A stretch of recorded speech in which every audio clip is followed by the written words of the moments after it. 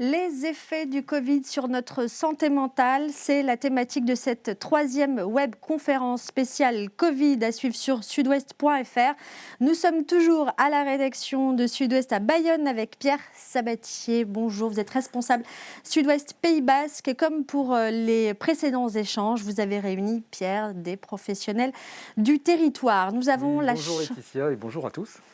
Nous avons la chance d'accueillir 4 psychiatres pour répondre à la question donc, des effets du Covid sur notre psychisme.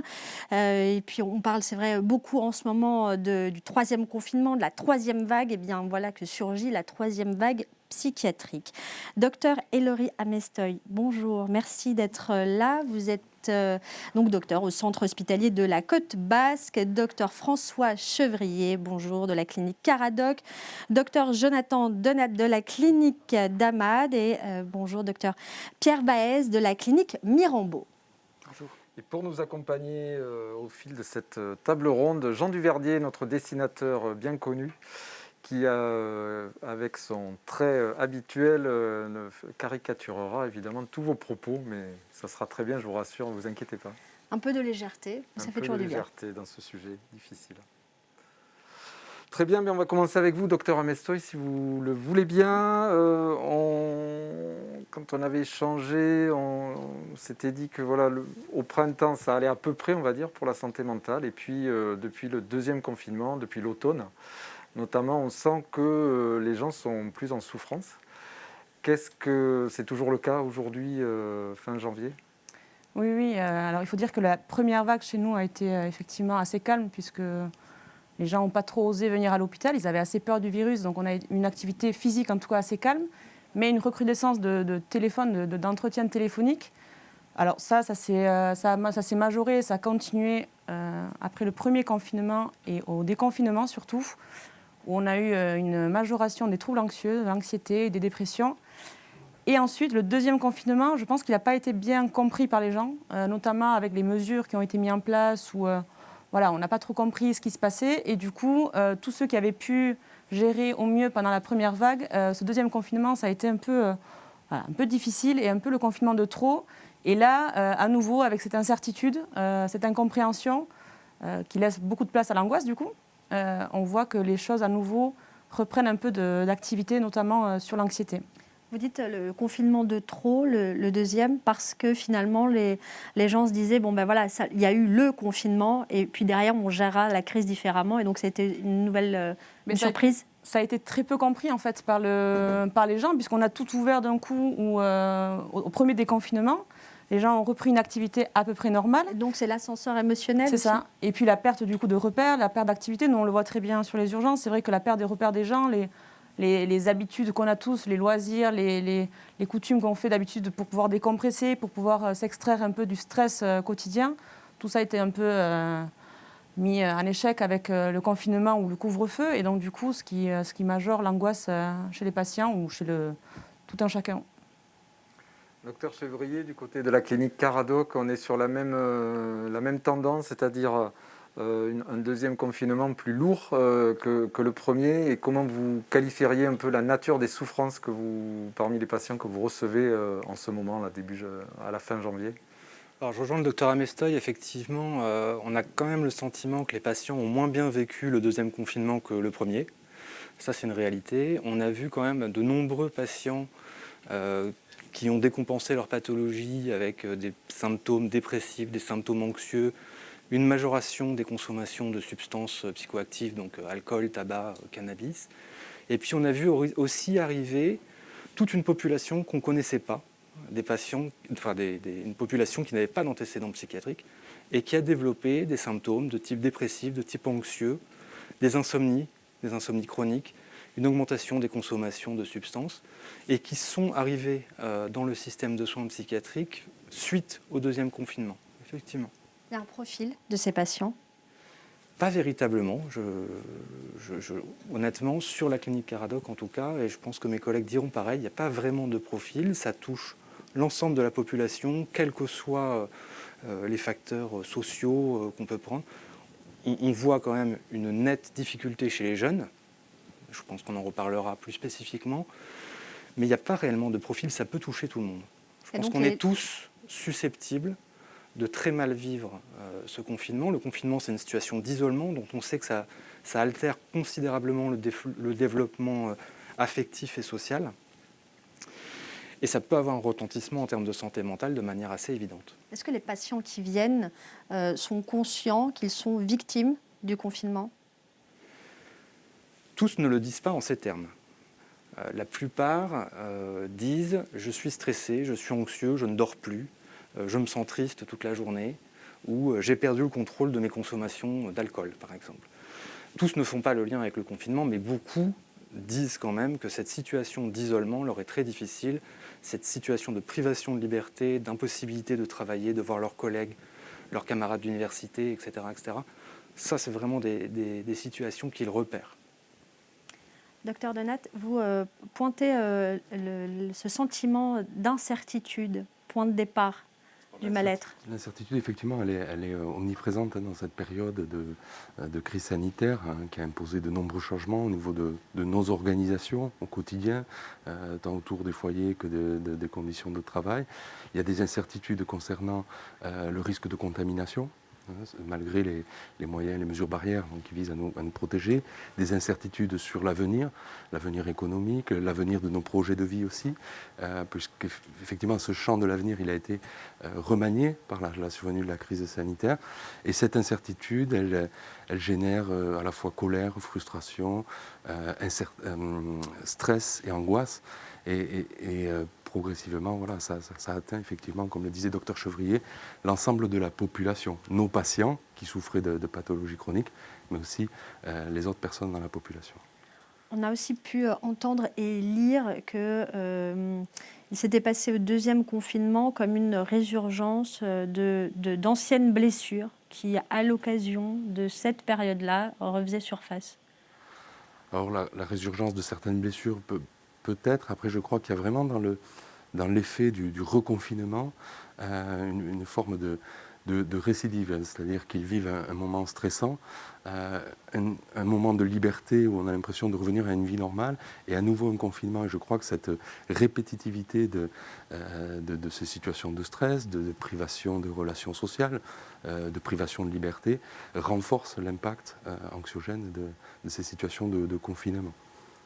Et donc une situation qu'on pense avoir gérée et être plutôt en paix et plutôt globalement heureux, à un moment donné, c'est cette situation qui fait remonter véritablement, comment ça fonctionne en fait. Alors, je pense que dans le phénomène de stress, la répétitivité, c'est bien démontré. C'est-à-dire quand je suis soumis de manière répétitive à des facteurs de stress, effectivement, ils vont avoir de plus en plus d'impact, en tout cas de manière potentielle, sur mon état de santé psychique. Et la récurrence doublée de l'incertitude renforce le malaise chez l'ensemble de la population. Enfin, ceux qui sont les plus vulnérables, en tout cas. Docteur Vallée, parmi les privations de liberté, on pense bien sûr aux jeunes, et notamment aux étudiants. C'est une population que vous avez vue aussi venir plus nombreuse ces dernières semaines au sein de votre établissement ? Tout à fait. Comme ça a été dit, on rencontre des gens qui n'étaient jamais venus, des patients qui viennent pour la première fois, souvent des étudiants. Comme ça a été dit précédemment, l'anxiété, c'est vraiment l'intolérance à l'incertitude. Et notre cerveau n'est pas fait pour supporter l'imprévu et la répétition. Donc le stress devient chronique et nous sommes aussi des humains. Et donc le lien social est fondamental. Donc cette rupture du lien social, cet isolement, c'est un facteur donc, soit de déclenchement de troubles anxieux, qui pouvaient être contenus, soit d'aggravation ou de décompensation sur des maladies plus graves, comme ça a été dit par notre confrère, avec toutes les complications qui vont avec, les addictions en particulier, ou les dépressions graves. Donc on voit arriver toute couche de population, des nouveaux cas, ou alors des patients qui étaient jusqu'à présent suivis, mais qui ont décompensé. Pas forcément au premier confinement, parce que le premier confinement, tout le monde a fait le dos rond, c'était incertain, on ne savait pas quoi faire, tout le monde s'est caché. Il y a eu une recrudescence de cas en sortie de confinement. La vie a repris son cours, les équipes se sont adaptées aussi, puisque finalement cette anxiété a touché aussi les équipes, puisque on a dû se coordonner, faire des réunions de soins comme ça a été dit, régulières, ça nous a rendu cohésifs. Passé cette sidération, nous nous sommes organisés.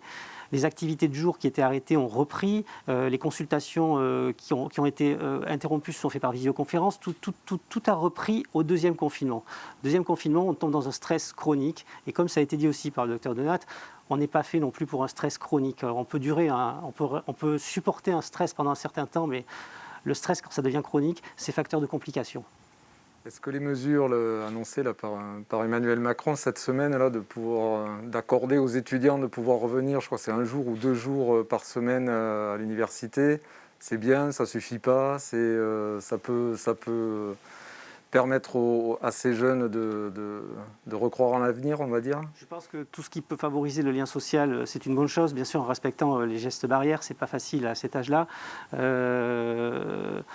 Le Covid, quand même, nous oblige à un élan de solidarité, à une responsabilité, à aussi une altérité. Ce sont des choses qui sont difficilement perceptibles quand on est jeune, mais je pense qu'au contraire, il faut leur faire confiance, il faut faire confiance à la jeunesse, et je pense que c'est important de pouvoir leur donner une possibilité de continuer à vivre. Est-ce qu'à un moment donné, on a pu tous, en tout cas la plupart d'entre nous l'ont vécu, c'est-à-dire on a essayé de maintenir le lien social par la visio. Est-ce qu'on peut tromper son cerveau? La visio, c'est important, mais globalement, je pense que ça ne remplace pas le lien de la rencontre. Et je pense que... Pas la rencontre, mais l'entretien de la relation, le contact et l'oralité. C'est un palliatif pour moi. Je pense que c'est un palliatif qui aide, mais ça ne remplace pas le contact humain et le lien social en réalité. Je pense que ce n'est pas facile. Souvent, nos responsables sont souvent critiqués, mais ce n'est pas évident de prendre des décisions dans ces situations. Et je pense que particulièrement, la période de fin d'année et des fêtes a été particulièrement appréciée et a été un soulagement pour beaucoup de monde. Docteur Amestoy, vous êtes aux urgences de l'hôpital. Quand vous voyez les jeunes arriver, qu'est-ce qu'ils vous disent? Alors nous, on a vu effectivement arriver des jeunes qui n'étaient pas du tout susceptibles d'arriver aux urgences psychiatriques en temps normal. Parce qu'il faut savoir que Bayonne, c'est quand même une cité universitaire assez attractive pour pas mal de spécialités. Et donc on a vu arriver des jeunes qui venaient de toute la France et qui se sont retrouvés isolés en appartement, tout seuls, sans cours en présentiel dans les universités ou dans les écoles, sans lien familial, sans loisirs ou soirées étudiantes qui sont souvent, quand on est étudiant, la première des choses qu'on souhaite. Voilà, donc c'est vrai que coupé de ce lien social, de toute rupture, cette rupture a été très compliquée, et notamment pour ces jeunes qui étaient un peu sortis du nid. C'est vrai que c'était leur première expérience en dehors chez les parents. Et donc on a vu arriver des jeunes extrêmement anxieux, qui ne savaient pas trop expliquer pourquoi. Je pense que, comme disait le docteur ils n'ont pas forcément fait le lien avec le confinement ou le virus, mais petit à petit, c'est ce qu'ils nous ont dit, comme disait le docteur Chevrier, ils étaient des troubles du sommeil, ils avaient des difficultés à se concentrer, à supporter les cours en visio, et ça a été quelque chose d'assez spécifique aux urgences. Qu'est-ce que ça peut donner, quand on est un jeune et qu'on surmonte cette étape-là? Qu'est-ce que ça va fabriquer chez ces jeunes-là qui, jusque-là, visiblement, se sentaient très en sécurité? Alors, ça peut être très variable. Moi, je vais être plutôt optimiste en disant que les jeunes ont quand même cette capacité, comme tout un chacun, mais de s'adapter au stress, de s'adapter aux épreuves. Alors, même si, effectivement, sur le moment, c'est difficile, ils viennent aussi, ils savent demander de l'aide. Et du coup, nous, on a pu aussi le rapporter avec nos collègues, nos confrères, cette aide-là. Mais moi, je reste persuadée qu'on a tous en nous la capacité de s'adapter, cette résilience-là, et notamment les jeunes. Alors, certes, c'est une épreuve difficile qui va sûrement laisser des marques chez certains, peut-être décompenser des troubles qui n'auraient pas forcément décompensé si les choses avaient été comme d'habitude. Mais en fait, finalement, les gens s'adaptent et les gens arrivent toujours à trouver l'énergie et les forces pour avancer. Et pour ces jeunes de 18 ans, est-ce qu'ils ont conscience qu'ils sont en fait en dépression? Alors la dépression, on ne va pas forcément parler de dépression chez les jeunes, ou alors, c'est très... La dépression, ça a quand même des symptômes et des critères quand même bien spécifiques. Donc peut-être un fléchissement de l'humeur, ça oui, ou une recrudescence des angoisses. Mais non, ils n'en ont pas forcément conscience, mais parce que c'est très nouveau pour eux, comme ça l'est pour nous. Mais nous, on a l'habitude de ces symptômes-là. Mais pour eux, c'est vrai que se retrouver tout seul, sans aucun repère social ou familial, c'est assez compliqué à gérer. Après, ils ont les capacités de mettre des mots, pas forcément les mots que nous, dont on a l'habitude, mais ils expliquent très très bien et finalement, ils arrivent très bien à comprendre ce qui leur arrive et du coup à trouver aussi des stratégies d'adaptation et voilà, avec de l'aide, ils arrivent à avancer aussi. Vous étiez préparé, vous aviez imaginé que ça pourrait se passer comme ça, qu'il pourrait y avoir cette vague de troubles? Parce que la situation sanitaire, elle était quasiment imprévisible, elle nous a surprise à tous. Après, à partir du moment où effectivement elle s'est installée, qu'il y a eu cette période de confinement avec tous les changements que ça impliquait, ça paraissait évident que ça puisse impacter la population et nos patients. Donc c'est quelque chose à laquelle on s'est rapidement attendu et préparé pour pouvoir prendre en charge les patients. Ce qui a été malgré tout étonnant, c'est qu'on a pu voir effectivement tout un tas, comme le disait le docteur Chevrier tout à l'heure, de nouveaux patients qui étaient des personnes qui n'avaient pas forcément d'antécédents psychiatriques, mais qui étaient impactés par la situation stressante qu'ils vivaient. Et par contre, certains de nos patients que l'on aurait pu identifier comme particulièrement fragiles, parce que déjà dans la précarité, assez isolés, et tout compte fait, certains se sont plutôt bien adaptés au confinement et à la survenue de cette crise sanitaire. Donc il y a eu beaucoup d'imprévus, mais effectivement c'était prévisible qu'il y ait des réactions anxieuses. Et comme le disait le docteur Vaez tout à l'heure, la période de déconfinement a été particulièrement marquée par des recrudescences d'anxiété chez les personnes. Parce qu'après, pardon. Docteur Chevrier, là on a parlé beaucoup des étudiants et c'est bien normal, mais est-ce que les plus jeunes ont été aussi touchés? Je parle des ados ou même les 12-15 ans, 12-16 ans. Oui, bien sûr, parce que l'adolescence, c'est une période de fragilité où ces adolescents tentent de se construire, que ce soit sur le plan de la vie personnelle, de leur trajectoire d'études, etc., etc. Et cette fragilité, qui est aussi l'âge de déclenchement d'un certain nombre de troubles psychiatriques, va se heurter au bouleversement qui soit donc pédagogique, avec les enfants se sont quand même retrouvés privés de cours pendant un certain nombre de semaines. Pour certains, ça s'est soldé par de la visio, ce qui est, on l'a dit, pas du tout la même chose que le cours en présentiel.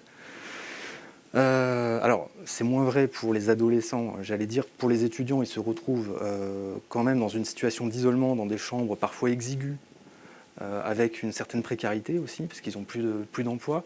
Donc toute cette population des 12, 15, 18 et un petit peu plus se retrouve dans un état de souffrance aujourd'hui qui est quand même assez préoccupant. Il faudra avoir des points de vigilance particuliers dans les semaines et les mois qui viennent sur cette population-là.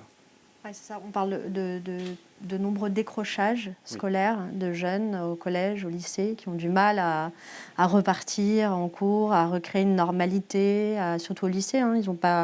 Ils ont cours de façon partielle. Est-ce que vous travaillez aussi avec ces gens-là qui vont, parce que en l'occurrence, ceux qui décrochent ne vont pas forcément consulter un médecin. Donc, est-ce que vous travaillez avec les établissements scolaires Alors la difficulté, effectivement, ça va être le repérage de ces populations. Nous, à Caradoc, on a une unité d'hôpital de jour infanto-juvénile. Donc on est en train de regarder ce qu'on peut mettre en place et je sais qu'ils travaillent déjà avec des établissements scolaires à ce sujet. Après, il va falloir travailler avec les parents, il va falloir travailler avec les acteurs locaux, effectivement, pour trouver des solutions pour accompagner ces jeunes. Oui. Docteur Vaez, justement, les parents de ces enfants, de ces jeunes enfants qui sont touchés par la crise sanitaire, comment ils réagissent et quels conseils vous pouvez leur apporter?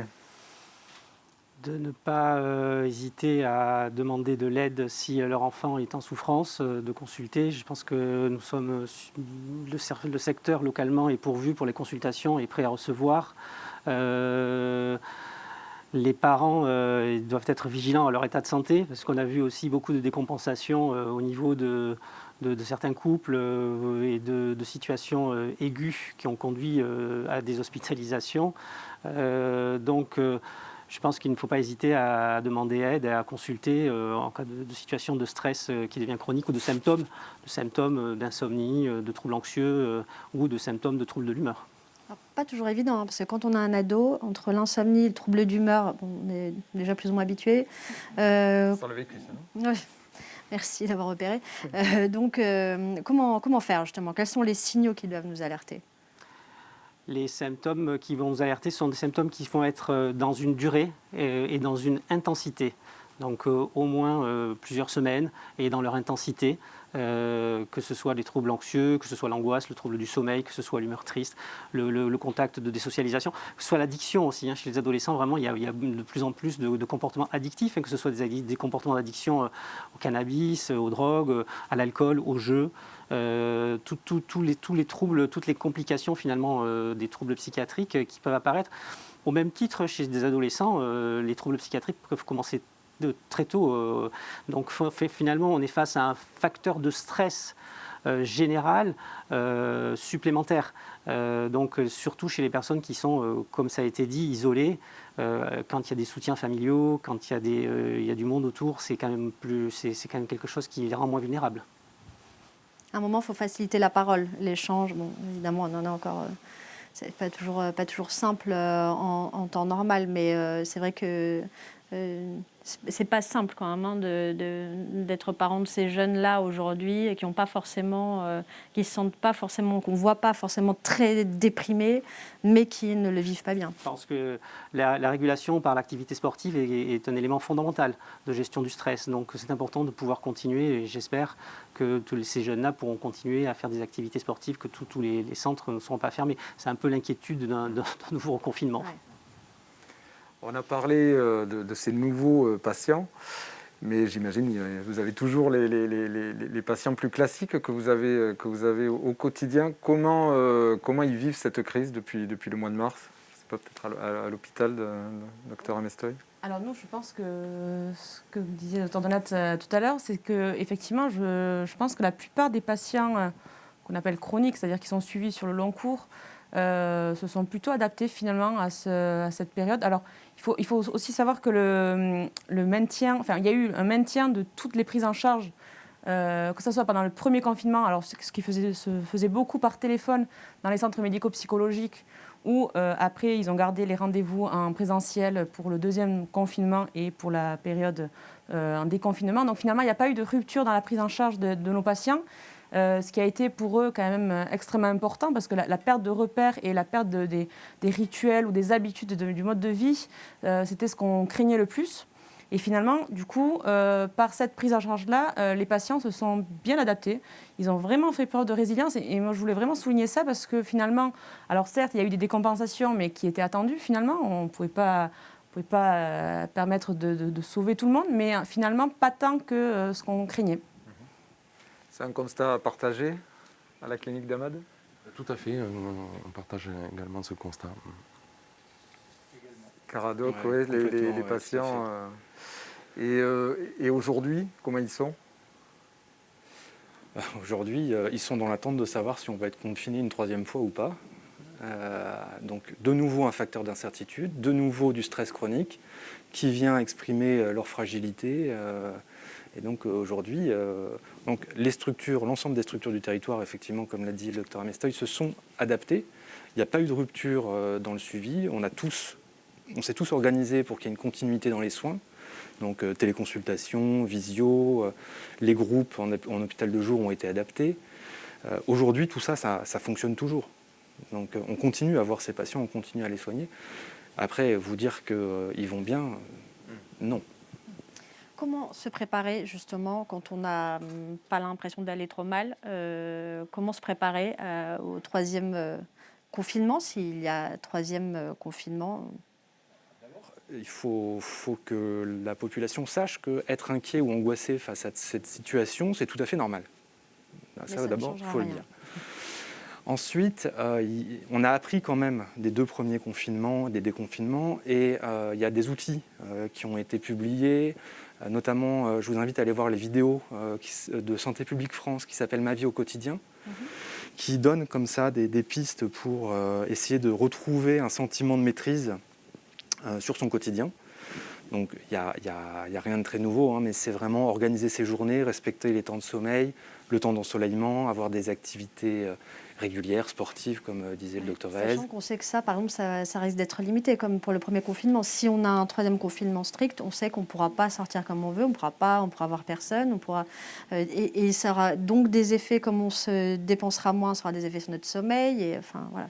Certes, mais si on organise ces journées de manière à maintenir ces rythmes psychosociaux, on va dire, donc le sommeil, les repas aux horaires habituels, sans excès, en diversifiant les repas, en ayant une activité sportive ne serait-ce qu'une demi-heure par jour, c'est déjà bien, en cultivant les activités de détente qu'on fait habituellement, tout ce qui vise en fait à privilégier l'action au détriment de la rumination mentale qui, elle, va encore augmenter le niveau de stress. Et si on arrive à faire ça, globalement, généralement, on va mieux. Puis si ça ne suffit pas, la population peut faire appel à son médecin, que ce soit son généraliste, son psychiatre si elle en a. Et là, on regarde si on repère des symptômes inquiétants. Docteur Vaez, l'an 2 du Covid va être chargé aussi pour la santé mentale et les établissements que vous représentez. Tout à fait. Comme ça a été dit, on a eu un effet crash test après le premier confinement et donc du coup on s'est organisé. Et les soins continuent, qu'ils soient en hôpital de jour, sur le centre de consultation des victimes ou en situation d'hospitalisation complète. Ce qui est important finalement, je crois, c'est de ne pas s'impatienter. Je pense que ça a été dit par les spécialistes en santé publique, on va vivre avec ce virus, on va avoir des hauts et des bas. Et jusqu'à temps qu'on ait une couverture vaccinale suffisante, les gestes barrières, le fait d'avoir une vie régulière, de faire attention à garder son rythme, ça sera quelque chose qui va être très préventif. Ce vaccin, c'est quand même la fenêtre, c'est l'espoir de la liberté retrouvée quand même. Donc c'est important que le temps que ça commence, et le fait que ça commence, c'est quelque chose de très encourageant et de très positif. J'imagine que vous rencontrez aussi des gens qui précisément se méfient du vaccin et n'ont pas forcément confiance en ce qui va se passer, et du coup ils seront encore dans cette incertitude. Il y a effectivement beaucoup d'incertitudes, et puis je crois beaucoup d'idées reçues alimentées par les réseaux sociaux, certains médias, certains regards sur la question des vaccinations. Je crois que c'est à l'ensemble des médecins d'avoir un devoir d'éducation, d'information, de réexplication, et de montrer l'intérêt effectivement que ça peut avoir à tous les patients qui pourraient se méfier ou rester craintifs d'effets indésirables éventuels. Et je pense que c'est vraiment le rôle des médecins d'être dans ce discours éducatif pour les patients. Docteur Amestoy, pareil, l'effet réseaux sociaux, ça joue, vous le ressentez auprès des jeunes notamment? Nous, on conseille vivement à nos patients et à la population générale de limiter au strict minimum l'accès aux médias et de filtrer surtout les informations. Bien choisir son média. Voilà, évidemment. Mais parce qu'effectivement, la source continue de médias qui nous informent sans cesse, sans forcément d'infos vérifiées, est vraiment source de stress et ne sert à rien en fait. Donc du coup, plutôt se limiter et, comme disait mes confrères, continuer au maximum à garder un rythme de vie habituel. Même s'il est limité, il ne faut surtout pas se couper de son rythme habituel.